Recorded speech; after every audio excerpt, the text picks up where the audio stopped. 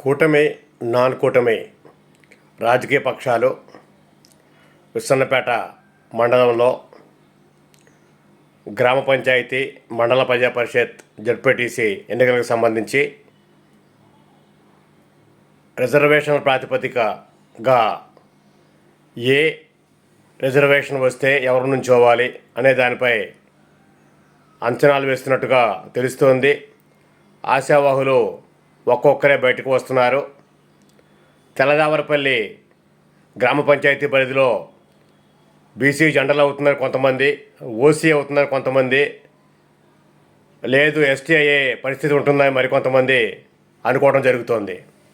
ఏది ఏమైనా గెలుపు ఓటములు దైవాధీనాలైనా గెలుపు గుర్రాలను నుంచోబెట్టే విషయంలో పార్టీ పెద్దలు ఒక అంచనాకి వచ్చే పరిస్థితి ఉంది.